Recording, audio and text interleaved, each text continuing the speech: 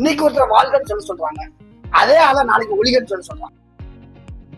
இபிஎஸ்ஆருக்கும் ஓபிஎஸ்ஆருக்கும் சண்டை அது வேற விஷயம். அப்பாவுக்கும் பையனுக்குமே கட்சி யாருக்கும் சொந்தம் நடந்துட்டு இருக்கு. எந்த சூழ்நிலையும் முத்துக்கால நல்லவன் நம்பிக்கை இருக்காரு. இப்போ பகையை உண்படலாம் பாக்குறீங்க.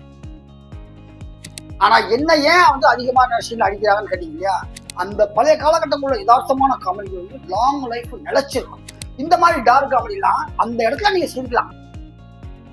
அதன் மூலியமா நடிச்சவங்க தான் லட்ச லட்சமா சம்பாதிக்கிறாங்க. நாங்க யதார்த்தமா நடிச்ச காமெடி நடிகர்கள்லாம் ஆயிரக்கணக்கோட நிற்கிறோம். நான் பண்ணுவது வேண்டுமானால் காமெடியாக இருக்கலாம், ஆனா நான் காமெடியன் கிடையாது.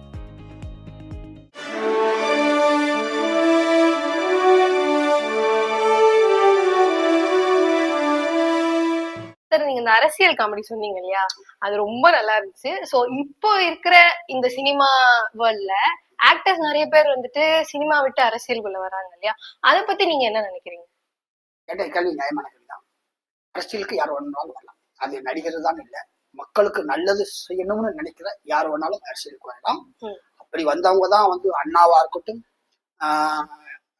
எம்ஜிஆரா இருக்கட்டும், கலைஞரா இருக்கட்டும், அம்மாவா இருக்கட்டும், இவங்கெல்லாம் அப்படி வந்தவங்க தான் இல்லையா.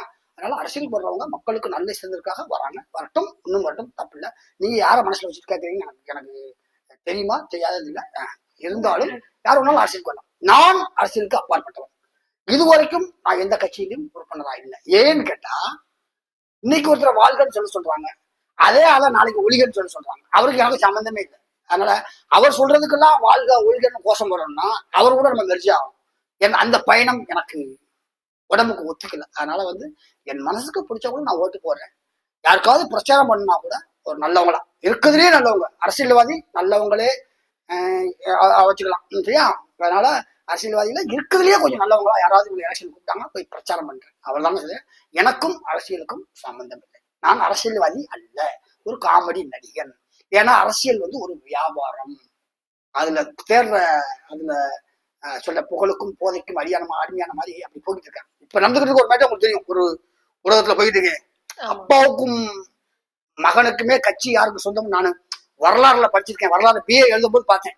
அரசன்ல இவர் அவரை சண்டை கூட, அவர் சண்டை, அப்பா மகன் சொல்றா, மகன் அப்பா சண்டை கூட, இப்படி ஒரு சண்டை போட்டுருந்துச்சு. நாம அப்பதான் வரலாறுல தான் நடந்துச்சு, ஹிஸ்டரி தான் பார்த்துருக்கோம்னா இப்ப நடந்திருக்கு. கட்சி ரெண்டு அப்பாவுக்கும் மகனுக்கும் யாருக்கும் சண்டை வரலாம். இபிஎஸ்ஆருக்கும் ஓபிஎஸ்ஆருக்கும் சண்டை வரலாம், அது வேற விஷயம்.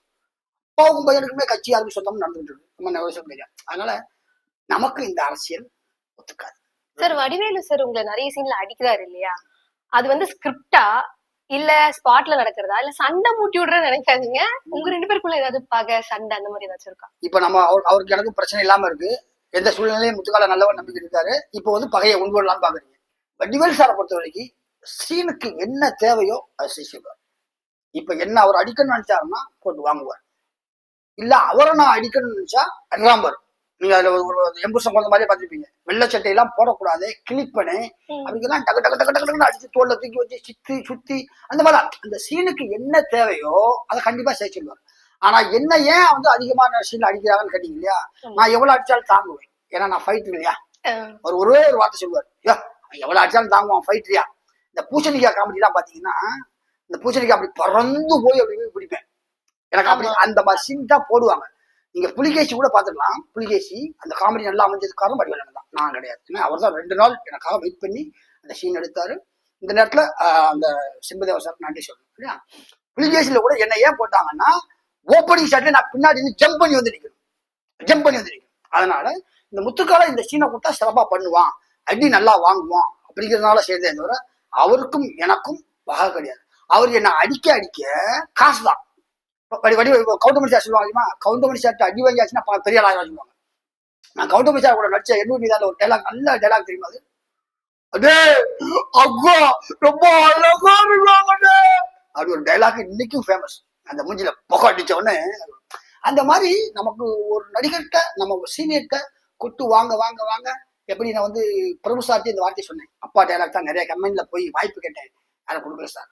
அப்ப நீ கொட்டுப்பட்டாலும் அண்ணன் மோதிர கையால கொட்டு போற இல்லையா, நீ பெரியவா.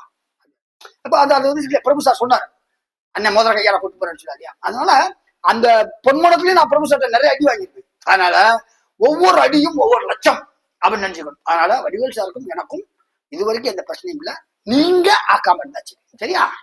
சினிமால எடுக்கிறாங்க இல்லையா அடிக்கிற மாதிரி, அது நிஜமாவே உங்களுக்கு எதாவது அடிபட்டிருக்கா இது வரைக்கும்? நான் சீன்ல போனாதான் அடிபடும். பட் ஒரு சில சீன்ல ஒரிஜினலா அடிக்கிறது உண்டு. சில இது வந்து நம்ம நேக்கா அடிக்கிற மாதிரி அடிக்கலாம், தப்பிக்கிற மாதிரி தப்பிக்கலாம். இது வந்து சினிமா டெக்னிக். இதை நம்ம வந்து வெளியில சொல்லிடக்கூடாது. போஸ்னு ஒரு படம் நீ பாத்துக்கலாம், இல்ல தெரியல, போஸ் ஸ்ரீகாந்த் ஸ்னேகா நடிச்சப்படம். அதுல வந்து நான் சம்பள பேச்சுவார்த்தையில ஒரு சின்ன சண்டை வந்துருச்சு ப்ரொடியூசருக்கு எனக்கும். நான் கேட்ட சம்பளம் தரமாட்டேன். 5 நாள் ஃபைட் நடக்குது, அந்த ஃபைட்ல வந்து என்ன பண்ணுவான்னு கேட்டார். நான் ஃபைட்டர் ஆக்சுவலா, நீ ஃபைட்ல வந்து என்ன பண்ணுவான்னு கேட்டாரு. நான் ஃபைட்ல என்ன பண்றேன் நீங்க வந்து பாருங்க அப்படின்னு சொல்லிட்டேன். பார்த்தா அவர் சேர் போட்டு உட்காந்துருக்காரு. சுத்தி இன்னைக்கு அந்த ஷாட் பாத்தீங்கன்னா ஒரு 10 ஃபைட்டு. அந்த ஸ்ரீகாந்த் அப்படி காலை லெக் அப்படி ரோல் பண்ணுவார். ரோல் பண்ணா எல்லாரும் அப்படி போவாங்க. இன்னைக்கும் நான் செப்பரேட் பண்ணி பார்த்தோம்னா என்னோட ஃபைட்டுகளுக்கு ஈக்குவலா நானும் அப்படி தூக்கி பாடி தூக்கி டக் டக் டக் டக் டக் டவான்னு விழுந்துப்பேன். அந்த ஷாட்ல எல்லாம் வந்து ஒரு தரையில விழுந்ததுனால எனக்கு வந்து ஒரு ஃபைனல் கார்டே போச்சுன்னு நினைச்சேன். உயிர் வந்தது. இந்த மாதிரி எங்க ஸ்டண்ட் நடிகர்களுக்கு நிறைய அனுபவப்பட்டதுனால இந்த அடிலாம் சர்வசாதாரணம். இதை தாண்டி நான் கராத்தை கத்துக்கும் போது நான் வாங்காத அடியா, நான் எத்தனை பேர்த்த அடிச்சிருப்பேன், எத்தனை பேர்த்த அடி வாங்கியிருப்பேன். அதனால வந்து இந்த வடிவில் நான் அடிக்கிற அடிலாம் என்னுடைய வளர்ச்சிக்கான அடி அப்படின்னு எடுத்துக்கிறதுனால ரொம்ப சந்தோஷம். சார், இந்த டார்க் ஹியூமர்ன்றது இப்போ ட்ரெண்டா இருக்கு இல்லையா, அதை பத்தி உங்க ஒப்பீனியன் என்ன? அப்போ இருந்த காமெடிக்கும் இப்போ இருக்கிற இந்த டார்க் ஹியூமர் காமெடிக்கும் என்ன டிஃபரன்ஸ் இருக்குன்னு நினைக்கிறீங்க? கேள்வியே எனக்கு கொஞ்சம் புதுசா தான் இருக்கு. டார்க் காமெடி, அந்த காமெடி, இந்த காமெடிலாம் எனக்கு அந்த ரூட்ல பெருசாவதான் எனக்கு அனுபவம் இல்லை. பட் அந்த மாதிரி காமெடி நான் நடிக்கவே இல்லை. அந்த காமெடிக்கும் இந்த காமெடிக்கும் என்ன வித்தியாசம் அப்படின்னு கேட்டீங்கன்னா நான் சொல்லலாம். ஏன்னா அந்த பழைய காலகட்டங்களோட யதார்த்தமான காமெடிகள் வந்து லாங் லைஃப் நிலைச்சிருக்கும். இந்த மாதிரி டார்க் காமெடிலாம் அந்த இடத்துல நீங்க சிரிக்கலாம் இல்லையா, அந்த இடத்துல சிரிக்கலாம். நீங்க வெளியே வந்தோட எந்த காமெடிக்காக சிரிச்சோம், சில நேரத்துல ஏன் அந்த காமெடிக்கு சிரிச்சோன்னு கூட யோசிக்கக்கூடிய அளவுக்கு அந்த மாதிரி சில காமெடிகள்லாம் இருக்கு. அதனால டார்க் காமெடிலாம் வந்து நிலைச்சு நிக்க முடியாத ஒரு காமெடி.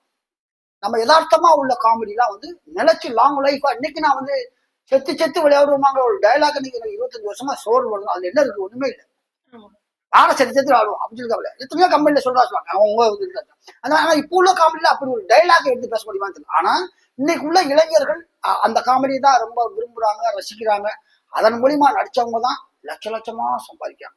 நாங்க யதார்த்தமா நடிச்ச காமெடி நடிகர்கள்லாம் ஆயிரக்கணக்கோட நிற்கிறோம். ஆனா அவங்க எல்லாம் நீங்க லட்சக்கணக்கமா வாங்குறாங்கன்னா இந்த டார்க் காமெடி பெஸ்ட்னு சொல்லி போயிட்டு இருக்காங்க. பட் அது அவங்களுடைய பாணி, நம்ம அதை குறையும் சொல்ல முடியாது. ஆனா அது நிறைவா இருக்கு அப்படின்னு சொல்ல முடியாது. அந்தந்த காலகட்டங்களுக்கு மாறுது. பட் இருந்தாலும் இது மாறும். இந்த டார்க் காமெடி போய் இன்னும் அதுக்கு ஏதாவது வேற ஒரு வார்த்தை வரும்னு வச்சுக்கோங்களேன், அந்த வார்த்தைக்கு மாறும்.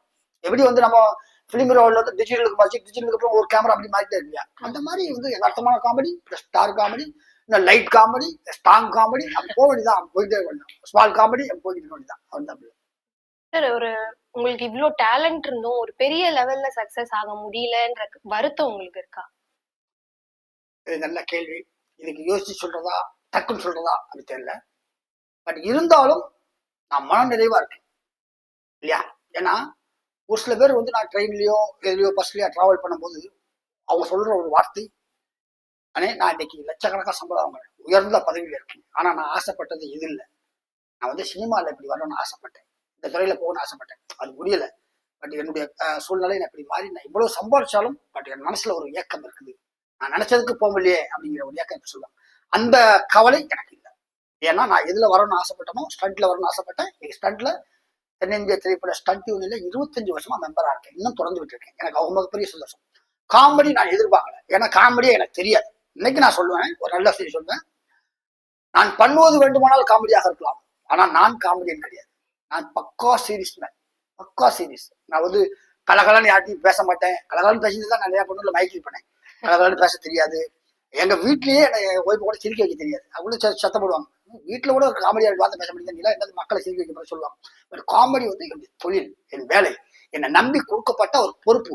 நான் அதுக்கு தான் காசு வாங்கியிருக்கேன். இன்னைக்கு நான் நாளைக்கு கேமரா முன்னாடி நாளைக்கு போய் நின்னா அப்படின்னா எனக்கு கொடுத்த காசுக்கு நான் ஒரு 10 பேரையாவது சிரிக்க வைக்க முடியுமா அப்படிங்கிற ஒரு ஆசை தான் இருக்கும். அதனால இந்த காமெடிங்கிறது எனக்கு கிடைச்ச மிகப்பெரிய பொக்கிஷம் அப்படின்னு சொல்றேன். இதுல நான் நிறைவா இருக்கேன். கிட்டத்தட்ட நான் ஒரு படத்துல மூஞ்சியை காட்டினா போதும்னு நினைச்சிருந்தவன் இன்னைக்கு நான் ஒரு 300 படம் நடிச்சிருக்கேன். எல்லாரு கூடயும் நடிச்சிருக்கேன். சூப்பர் ஸ்டார் ரஜினி சார்ல இருந்து, உலகநாயகன் கமல் சார்ல இருந்து, கேப்டன் விஜயகாந்த் சார்ல இருந்து, அது கீழே நீங்க எல்லாரும் கூட வச்சுக்கோங்க. எல்லாரும் வச்சுக்கோங்க. இந்த பிக்ல இருக்க கூட வச்சு அது கீழே இருக்க எல்லாரும் கூட நடிச்சேன். எனக்கு அந்த மன நிறைவு கொடுத்தேன். எல்லாரும் கூட நடிச்சிட்டேங்கிற வந்து ஒரு காமெடினா இருக்கேன், ஒரு ஸ்டண்ட் நடிகா இருக்கேன், ஒரு 300 படம் நடிச்சிருக்கேன். ஒவ்வொரு ஆசைகள் நிறைவேறிருக்கு. நான் படிப்புன்னு நினைச்சு பார்த்தேன்னா நான் படிப்புன்னு நினைச்சே பார்க்கல. ஒரு டிகிரி பண்ணா போதும் நினைக்கலாம். இப்படி ஒரு படத்துல நடிச்சா போதும் ஆசைப்படுறோம், ஒரு டிகிரி வாங்கணும். நான் 3 டிகிரி வாங்கி 4வது டிகிரி போயிட்டு இருக்கேன்னா எனக்கு இந்த வாழ்க்கை மன நிறைவா இருக்கு. இதுக்கு மேல இது போதுமா அப்படின்னா நிச்சயம் இல்லை. எந்த ஒரு கலைஞனுக்கும் மனிதனுக்கும் போதும் என்ற மனநிலை இருக்கக்கூடாது. ஆனா பொறாம இருக்கக்கூடாது. கோடி கோடியா கொட்டணும், எல்லாம் அடுத்தவன் சொத்தை ஆட்டையை போட்டு நம்ம அமைக்கணும் அப்படிங்கிற ஆசை இருக்கக்கூடாது.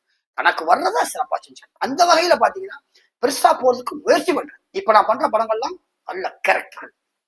வள்ளிமலை வேலைன்னு ஒரு படம் பண்ணியிருக்கேன். அந்த படம் வந்தா தெரியும். அது ஒரு முத்துக்கான ஒரு கேரக்டர். தீவனை போட்டுன்னு ஒரு நடிச்சு கொடுத்துருந்தேன். அது ஒரு கேரக்டர். இப்போ ஜனவரில இருந்து நான் வேற ஒரு முத்துக்காலை ஒரு ஹீரோக்கு டஃப் கொடுக்குற ஒரு வில்லனா நடிக்க போறேன். அது எனக்கு கொடுத்த கேரக்டர் நான் சிறப்பா செய்வேன். அதுவே எனக்கு கிடைச்ச மிகப்பெரிய பாக்கியமா கிடைக்கும். இந்த வளர்ச்சி போதும், இதுக்கு மேல வளர்ச்சிக்கு நான் தேடுறேன்.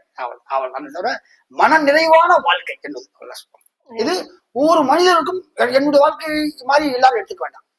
உன்னுடைய இலக்க நோக்கி ஓடு. ஆனா கொஞ்சம் டவுனா இருக்குன்னு வருத்தப்படாது. இலக்க நோக்கி ஓடு. நாம் பிசினஸ் காமெடி தான் ஆயிருக்கலாம். எங்க மாறிச்சு, ஒரு சின்ன சர்க்கிள் ஏற்பட்டது. அந்த சர்க்கிள்ல நான் தவற விட்டேன். அப்ப நான் தவற விட்டதுக்கு நான் மத்தவங்களை குறை சொல்லி இல்லையா? நான் செஞ்ச தவறுக்கு நான் தான் மருந்து போடணும், அது மீண்டு வரணும். அந்த மீண்டு இன்னைக்கு நான் ஒரு சரியான பாதையில போய்கிட்டு இருக்கேன். நான் நினைச்ச இடம் நாளைக்கே கிடைக்கலாம், நாளைக்கு மறுநாள் கிடைக்கலாம், ஒரு வாரம் கழிச்சு கிடைக்கலாம், கிடைக்காம கூட போகலாம். ஆனா என்னுடைய மனநிறைவு இப்ப இருக்குதா போதும். நங்கை வாய்ஸ் யூடியூப் சேனலை லைக் பண்ணுங்க, கமெண்ட் பண்ணுங்க, சப்ஸ்கிரைப் பண்ணுங்க, ஷேர் பண்ணுங்க. குறிப்பா அந்த பக்கத்துல ஒரு பெல் பட்டன் இருக்கும், ஒரு அமுக்கம்.